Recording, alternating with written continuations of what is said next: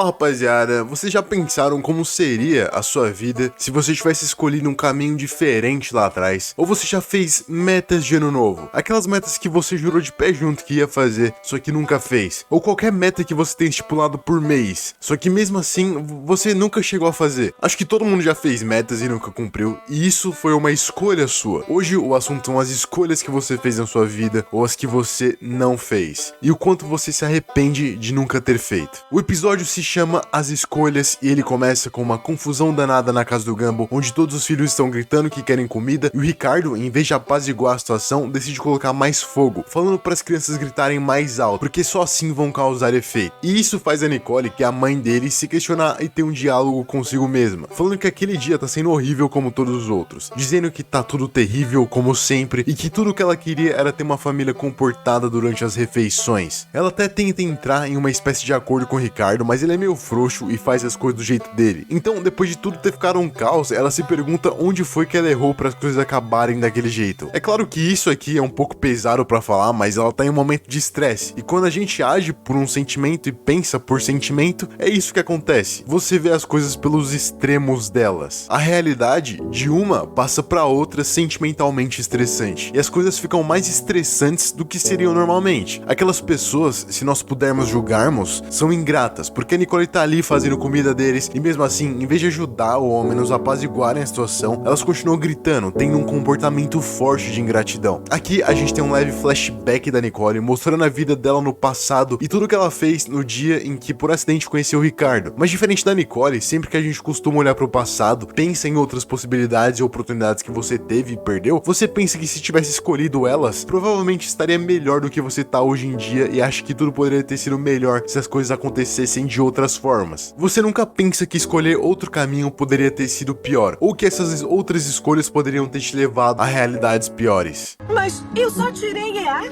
Aqui não. Gênero. A F é de feminino. Ser garota não é desculpa. Aqui a gente vê como os pais da Nicole eram controladores e chatos e muito exigentes também. E acredite ou não, isso foi muito importante para fazer ela conhecer o Ricardo. Pais exigentes demais, que não sabem equilibrar os cuidados com as exigências, podem tornar os seus filhos rebeldes e explosivos, fazendo com que seus filhos provavelmente também se tornem pessoas exigentes. Não só com eles mesmos, mas com outras pessoas também, formando assim as pessoas de pavio curto. Um outro problema dos pais dela é que eles não são apenas exigentes, eles também são muito controladores. E a gente pode ver isso quando a mãe da Nicole deixa claro que ela vai casar com um médico, depois de ter falado tudo o que ela vai fazer na vida dela, de forma exata, ou seja, ela tem tudo planejado. O que acontece nesse flashback é que a Nicole tava indo pra um campeonato, provavelmente de karatê, ou sei lá, eu não sou muito bom em saber artes marciais, apesar de ser muito fã do Jack Chan. Dizer segundo lugar é o primeiro lugar dos perdedores, mas pode ser. Se a gente usar um pouco de lógica, a gente vê que isso não faz sentido. Essa é só uma frase usada pra desmoralizar as pessoas que chegaram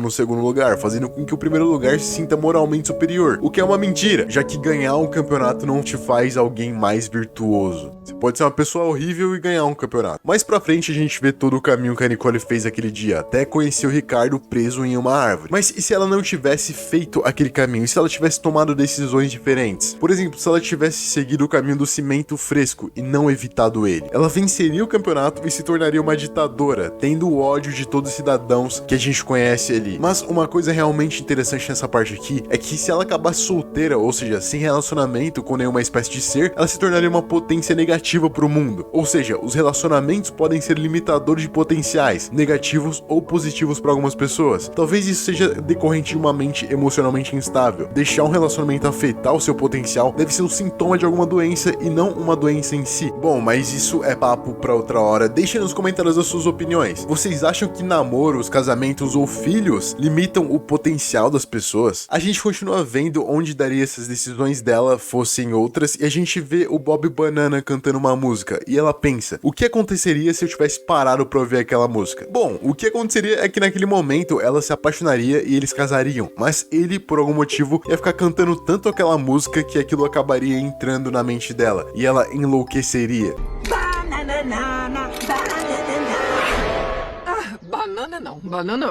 Ou talvez se ela tivesse dado trela pro Harold, um cara meio aleatório que usa uma técnica de criticar ela pra depois elogiar, criando uma espécie de machucado nas garotas que só ele pode curar. A Nicole diz que esse é um truque onde o cara abaixa a autoestima da garota e pra depois sair com ela. É o famoso morde e assopra. Isso funciona com algumas pessoas emocionalmente inseguras, principalmente porque essas pessoas criam uma doença e as fazem acreditar que apenas eles é que podem curar essa mesma doença. Então fica meio que uma síndrome de Estocolmo, criando uma dependência emocional grande. Se você se identificou com isso, você tá dentro dessa dependência emocional, eu recomendo que você comece a usar mais a sua razão e perceba melhor essas manipulações, porque senão você vai acabar igual a Nicole, que fez várias plásticas no rosto e casou com Harold só pra agradar ele, e no fim ela enlouqueceu e acabou matando ele. E agora eu tô com medo dela acabar matando toda a família atual, porque ela também tá quase enlouquecendo nesse episódio. A gente também tem essa parte onde esse cara, que eu esqueci o nome, oferece pra Nicole uma alternativa pra medicina, que são os abraços como fonte curativa. E ao pensar nessa fonte curativa alternativa, a Nicole já se imagina morta, porque logicamente não dá pra usar abraços como uma forma pra cura de doenças físicas. Talvez ajude nas doenças mentais, mas não nas físicas. Isso mostra que muitas escolhas que você não tomou provavelmente levariam pra esse caminho da morte precoce. Muita coisa provavelmente te mataria. Tenta pensar em alguma decisão que você deixou de tomar e não tomar essa decisão salvou a sua vida. Imagina quanta coisa que você não escolheu que simplesmente te manteve vivo. O episódio segue e a gente vê que talvez não houvesse alternativa melhor do que a que ela escolheu naquele dia. É nesse momento que o Ricardo encarna o Sócrates e quando a Nicole diz que tem que ir, ele fica perguntando o porquê dela ter que ir, o porquê dela ter que ganhar o campeonato, o porquê dela ter que ser a melhor. E sendo o personagem mais frouxo desse episódio, ele foi provavelmente o que mais usou a razão aqui.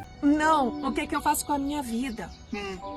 Pode começar a viver. Depois disso, a gente vê uma série de momentos que o Ricardo e a Nicole tiveram e notamos que casar com o Ricardo foi um ato de rebeldia, porque os pais não gostaram nada disso, o que fez ela ir embora de casa. A decisão de manterem o relacionamento os fez ficarem juntos diante de toda a adversidade. A Nicole desistiu do perfeccionismo por causa dele e por isso abandonou um estilo de vida que não era saudável, mesmo tendo todo o potencial para conseguir o que ela queria. Ela usa a memória ao seu favor, lembrando dos bons momentos, e por meio do sentimento de gratidão, ela resolve olhar as coisas boas de uma ótica melhor. A partir desse estado de gratidão plena, com auxílio da razão, é que se pode aceitar a realidade. Aqui a gente também pode concluir que se a verdade é eterna e o sentimento é passageiro, então o sentimento não é a verdade. Se ela não tivesse ficado com o Ricardo, teria tomado essa decisão por puro medo, o que seria triste, porque às vezes a gente não toma as decisões por medo do que as pessoas vão pensar, ou seus pais vão pensar, ou por medo de quem tá olhando, por medo de tudo dar errado, ou por um inexplicável medo que vem lá do fundo. Não importa o tipo de medo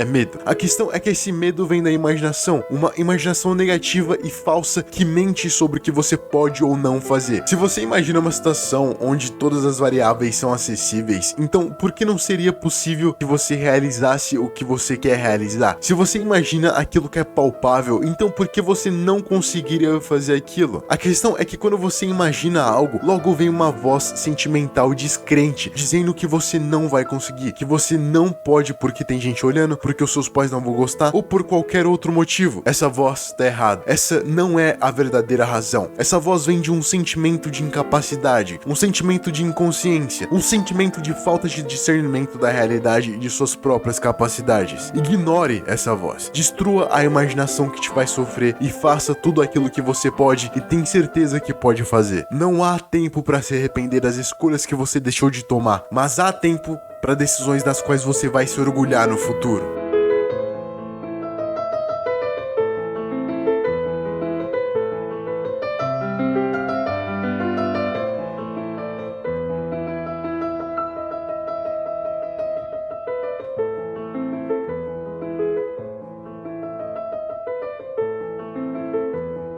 하물의